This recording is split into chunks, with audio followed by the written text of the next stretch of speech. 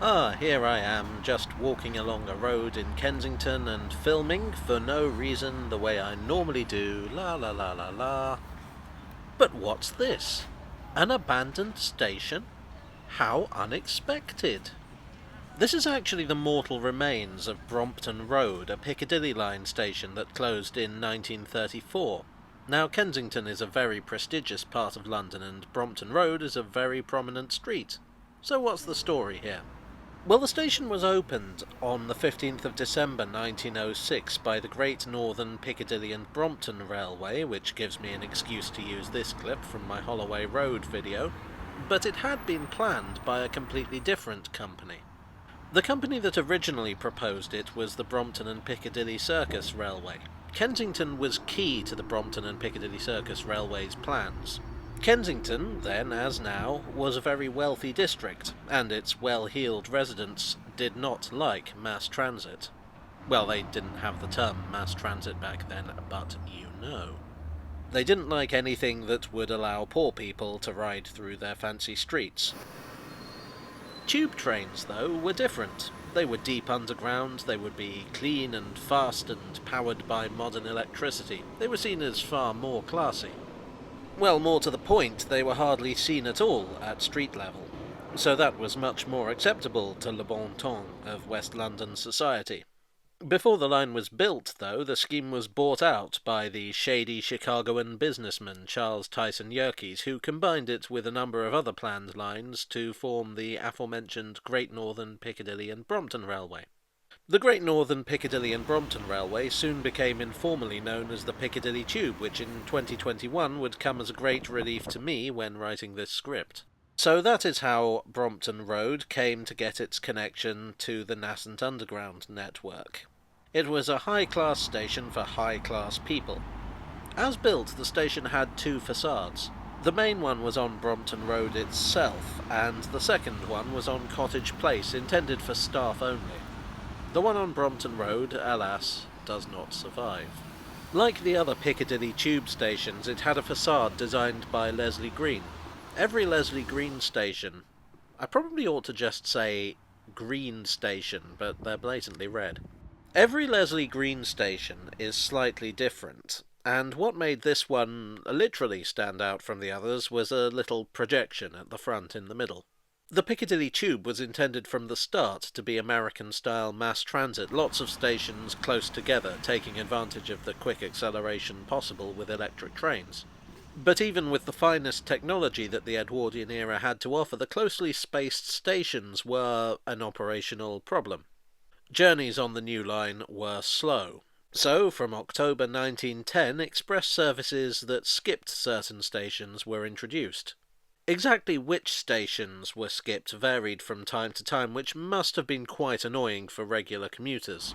When trains were announced, the station being skipped would be announced with the phrase, passing whatever the station was. For instance, they might say, this train is for Finsbury Park, passing Brompton Road, Down Street and York Road. It became something of a familiar catchphrase among commuters. So much so that in 1928, Jevon Brandon Thomas wrote a play entitled Passing Brompton Road, in which a society woman feels that life is passing her by, just like the trains are passing her local station by.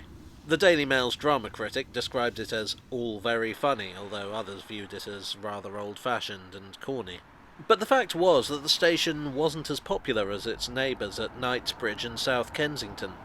In fact, in 1926, the general strike had given the underground group the excuse they needed to rid themselves of this money loser. But while there weren't many people using the station, those that did had friends in high places. Local MP William Davidson successfully appealed to the Minister for Transport to have the station reopened. But this reprieve was fairly short-lived. In the 1930s, plans were in the offing to expand the Piccadilly Tube. To free money up, it was decided to close some of the more uneconomic stations. In 1934, Knightsbridge was rebuilt with greater capacity, which removed much of the justification for keeping Brompton Road. And on the 29th of July that year, it closed for good. That wasn't the end of the story, though. At the outbreak of the Second World War, there was plenty of demand for deep underground accommodation. Brompton Road was sold to the War Office and used as the headquarters for the Royal Artillery's anti-aircraft operations. The Victoria and Albert Museum were interested in storing artworks there, until they learned that ammunition might also be kept on the premises. The platforms were bricked up and the entire building, from platform level to the roof, was turned into a military HQ. An experimental radar system was installed, along with a sophisticated communications hub. Following the war, the War Office retained ownership of the old station, but advances in radar and weapons technology rendered it obsolete as a military HQ. Therefore, in the early 50s, it was demoted to a backup control room, and later to administrative purposes. In 1972, Brompton Road was widened, and so, alas, the Leslie Green frontage was demolished. In 1987, a rather exciting proposal was put forward to turn the station into a nuclear bunker for the administration of West London in the event of a nuclear attack. However, in 1989 the Cold War ended, so that was the end of that.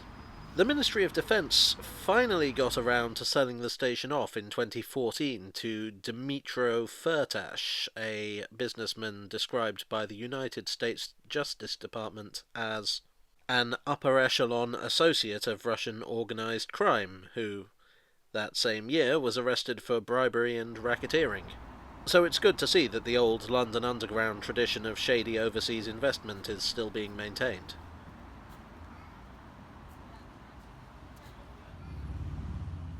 Good evening.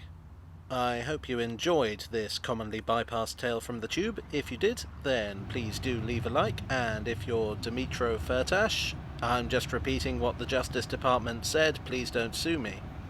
You may wish to consider subscribing if you haven't already done so for more content like this.